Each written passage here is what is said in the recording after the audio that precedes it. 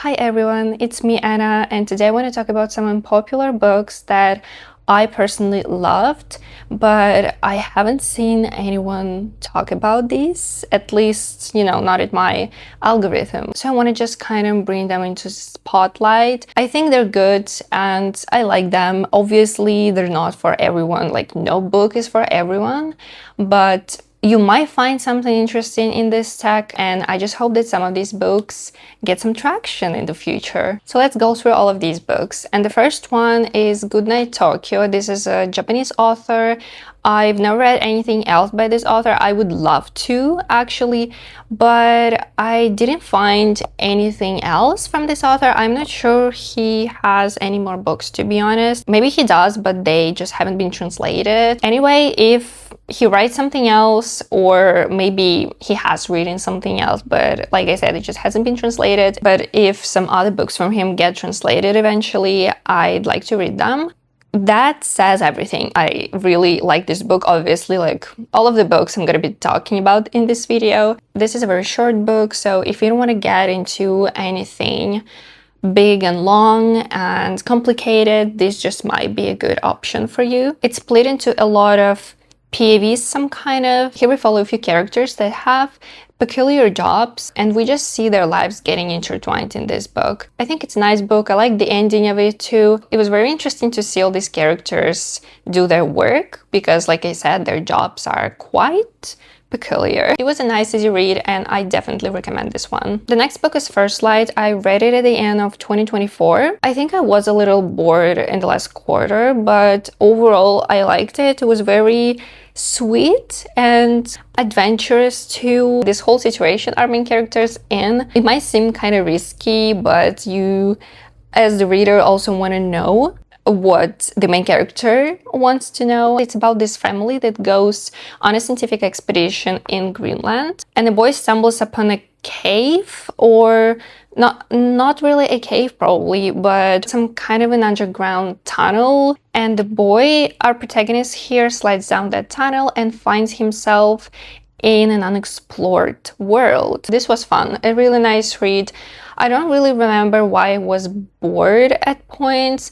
I mean, I wasn't bored like throughout the entire story. It might have been a little too YA for me, but on the other hand, I don't think it is too YA.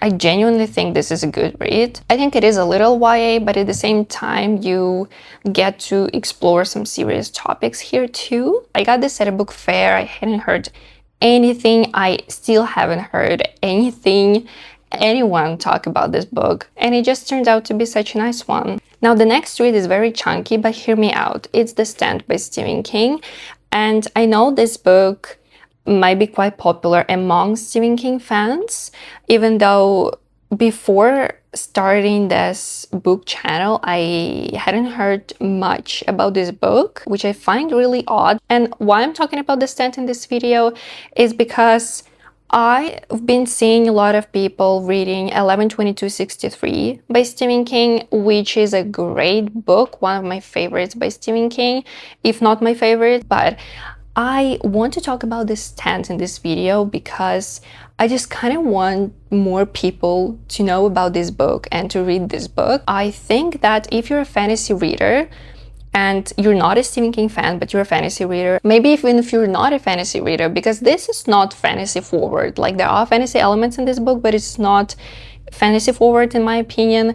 It's more of a character-driven work. So if you love a good character-driven book, and if you like something adventurous too, and a little creepy, I think this might be a good option for you. And when I first heard about it on BookTube, I just immediately wanted to go get it and read it, and which I actually did. I had a great time with this book. I read the uncut version and I don't regret it, but I think it was a little dragged out in the first quarter. So at the start of the book, an artificially made virus gets out of hand and spreads all over the planet, or at least the USA, because we're set in the USA here. So the part that felt a little dragged out and slow paced to me was the part about this virus spreading out. But after we see this virus kill a lot of people, we finally get to the point where our main characters survive this virus, and after surviving the virus, they just simply try to survive this new life. Our characters are scattered across the USA, and we see what each of them goes through, what personal struggles they deal with, and they all just go in this huge unpredictable journey. So that is the character-driven part of the book, I want to say. And the fantasy part of this is that basically our characters are split into two groups. One of the groups is where protagonists are, and all of them, these people in this group, they all get the same or very similar visions of this elderly woman waiting for them. This woman is also very religious, so I think she represents God in this book. Maybe not necessarily God, but some kind of godly force that leads our group down the right path. And then there's this other group that is evil, and the people in this group also receive the same or very similar visions, but their visions are not about the elderly woman, they're about our antagonist, and he's like trying to build his own community after the virus wiped out most of the population. But he also knows that on the other side there is something going on, there is something that just might jeopardize his plans. And so the fantasy part of this book is basically about these two sides, the good and the evil, standing against each other. It's also about making choices. I really love this book, and I do think that not only Stephen King fans should read it. I think even if you're not a Stephen King fan, but you like long and impactful stories about characters, especially if it's a character-driven story, if you like a little bit of fantasy too, I think you just might like this book. It's also about trying to survive in an empty world where there's no one else around you. What would you do, and whom would you follow if you were in a situation like that? I'm also happy to see 11/22/63 becoming so popular among non-Stephen King fans, but I think The Stand is also one of those books that if you're not a fan, you might love it if you like this type of story. The next one is Skipshock, and I want to talk much about it because I've already talked a lot about this book on this channel. In case you don't know what this is about, this is a YA sci-fi fantasy duology. Here we follow a girl who at the start of the book gets on a train, and then the train just suddenly changes and she finds herself in a completely new world. And then she runs into this boy who lives in this world. He is from this world. He decides to help her figure it all out. The boy is also a salesman, and only salesmen can travel between worlds. But he's never been to the world our protagonist is from, and that's what makes him question a lot of things. Before, everyone could travel between worlds, but now only salesmen can because there's a travel ban. Skipshock is the aftermath of traveling between worlds. So if you're a salesman, it means you get to travel a lot, and because of that you get Skipshock that affects your health and you get some health issues. So basically our protagonist gets involved in all of this. It's super fast-paced, it's a little political, a little sci-fi, very adventurous, super fun. I absolutely love this book, and I highly recommend it if you want a YA fantasy with some sci-fi elements. This is a great book. The next one's called I Must Betray You. This is historical fiction. We're set in Romania during the communist regime in 1989. This is about a rebellion. It's quite heartbreaking to read, but it was so fun and quite informative. These events are based on the real historical events that really happened in Romania during the time. I want to say that it was very hard to read, but again, it was super fun. The writing style is amazing, and it just pulls you in and it doesn't let you go until you finish it. If you like historical fiction, I highly recommend this to you. All the storylines in this book were absolutely amazing and super, super engaging too. At the beginning, our protagonist gets blackmailed into spying on his friends, his family, and he's forced to do that by the police. And he does consider spying on those people because of how the government controls the citizens. Very emotional read, but so fun and so informative and just so insightful too. This is one of my favorite books, so definitely consider adding this to your TBR if you like historical fiction. The next book is A Tempest of Tea, the first book in the Blood and Tea duology. I've heard this was inspired by Peaky Blinders. It's also classified as YA. I think I could actually disagree with this. I don't really think it's YA. Like, it's definitely more YA than the actual Peaky Blinders TV show, but I don't think it's too YA, you know what I mean? It's not as YA as the First Light book that I just previously mentioned. It definitely touches on some serious topics and it has some battle scenes and everything, so it is, maybe it is YA, but it's not like too YA. In this book, our protagonist is some kind of a criminal and she runs a tea house that is actually a blood house. So it turns into a blood house at night, and in the daytime it's just a tea house again, like coffee shop, but make it tea. And there are some very interesting customers in the blood house, and she also collects their secrets. Then she and her team obviously get in trouble because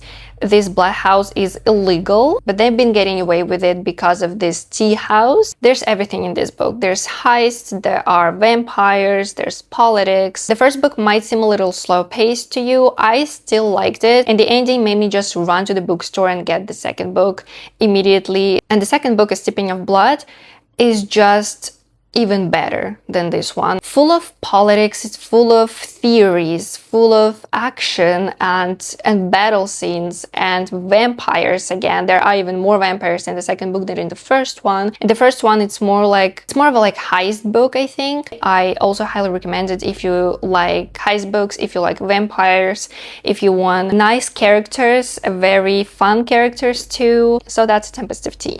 And the last book I want to tell you about is Hardboiled Wonderland and the End of the World by Haruki Murakami. Again, I've seen a lot of people read his other books like Kafka on the Shore, for example, and some other like most popular Haruki Murakami books, I guess, but I haven't seen a non-Haruki Murakami fan read this one, and I want to tell you about this book because this just blew me away. Basically, it's split into two POVs. One POV is set in Tokyo, in modern day Tokyo, where we follow our protagonist as he accepts an interesting job offer. He basically works with data, but then he gets into this messy situation. This part of the book, the Tokyo part of the book, is very sci-fi, and the aesthetic of it is like laboratories, brains. That part, it's super heavy on sci-fi. Not the entire book, but specifically this Tokyo POV. And the second POV is set in this whimsical, dreamlike world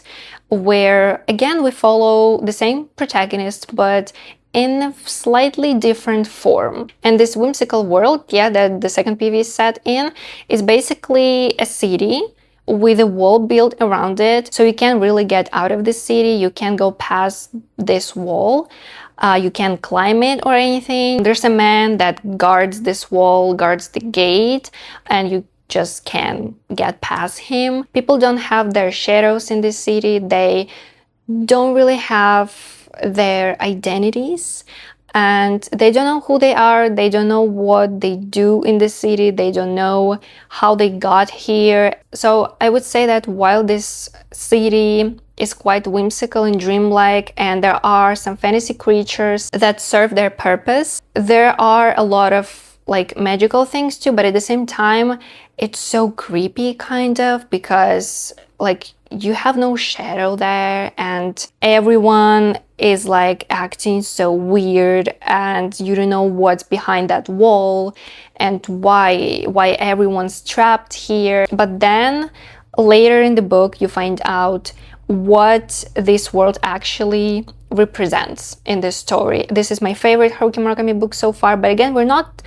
talking about like Haruki Murakami books in general in this video, because this recommendation is not for Haruki Murakami fans, it's for non-Haruki Murakami fans, you know, because like I said, I've seen so many people read anything from Haruki Murakami but this one. I just want more people to know about this book. So if you like sci-fi, if you like magical realism, something whimsical but a little mysterious too, you might like this book. So that was the last book for this video. Let me know if you've heard of any of these books, and let me know if you've got some unpopular books in mind that you would recommend, and I will see you in the next video.